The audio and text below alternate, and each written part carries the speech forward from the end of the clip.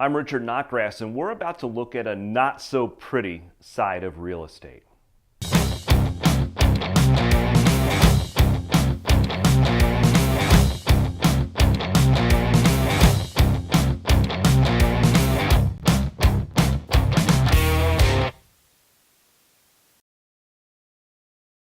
You know, if you pay much attention on Facebook or even just in conversation with your friends, there's always a lot of hype and excitement about getting multiple offers when selling a home, which is an absolutely fantastic situation. We always want that. It's always nice to have your choice of contract. But the Facebook post you never want to see is the one that says, our buyer backed out 2 weeks into the contract, or even worse, it's the day before closing. The moving truck is here, they're almost done loading it, and the buyer's financing has fallen through. There's nothing that can be done. Oh, and by the way, the contingency offer that we had on our new home, we'd already waived the contingency. We're losing our earnest money. And even though our buyer's financing fell through and we know it, they're backing out of a clause in the contract that protects their earnest money that our agent didn't even know about. It's not a pleasant Facebook post, but it's a very real situation that I believe in most cases could very easily have been prevented had things been handled differently up front. Finding a buyer in this kind of market is the easy part. It's what happens after that that matters most. It is the vetting of that buyer to make sure that they really want the house and they're going to see that transaction through. It's the vetting of that lender. Most of these pre-approval letters are not worth the paper they're printed on. We have to make sure they have the financial wherewithal to see the transaction through. It's the vetting of that buyer's agent. The buyer's agent is the bus driver in these transactions, and we don't want to get involved with a newbie, novice, know-nothing, part-time agent as our bus driver. It's the vetting that matters most in the contract that we choose to work with. And then we've got this scary thing. This is our purchase contract in the state of Texas.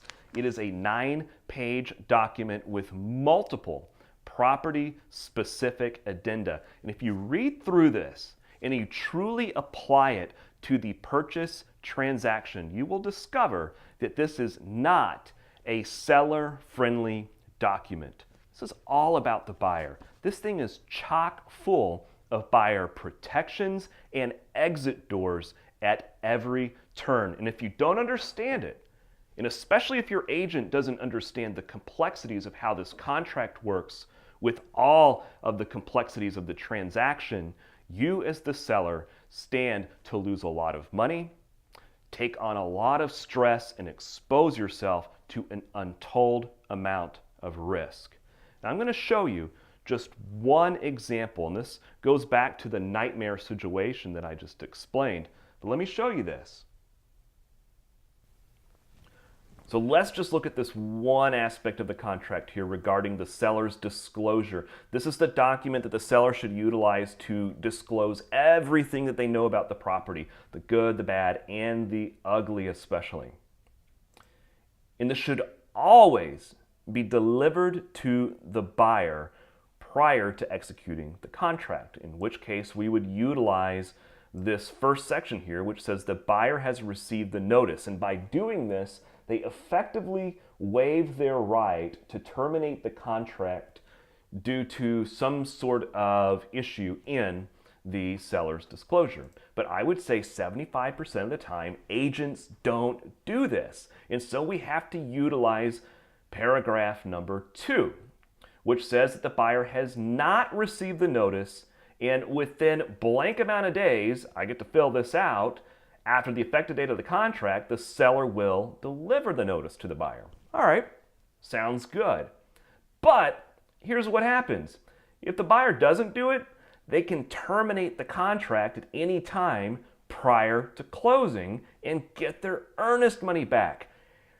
Also, if they do it in the prescribed amount of time, the buyer can still terminate the contract for any reason within 7 days after receiving the notice.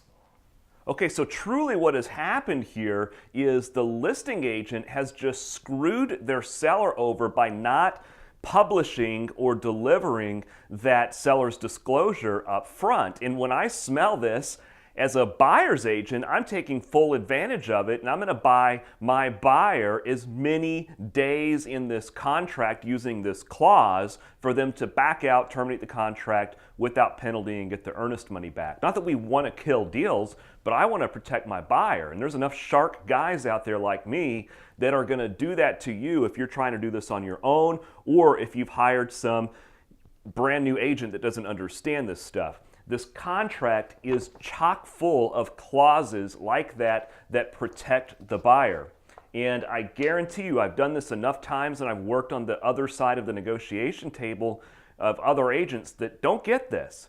This certainly is not taught to us in our licensing classes. It is certainly not something that we're tested over in our licensing exam. A license means nothing in the state of Texas. This is all about knowledge and it's all about experience. I hope that this has been at least somewhat eye-opening for you, especially if you're trying to do this on your own, or if you're going to hire somebody that they're new and they don't know what they're doing. This isn't that complex, but you got to know how it works. So if you have any questions about it, please, as always, feel free to call, text, or email me anytime. Look forward to hearing from you soon.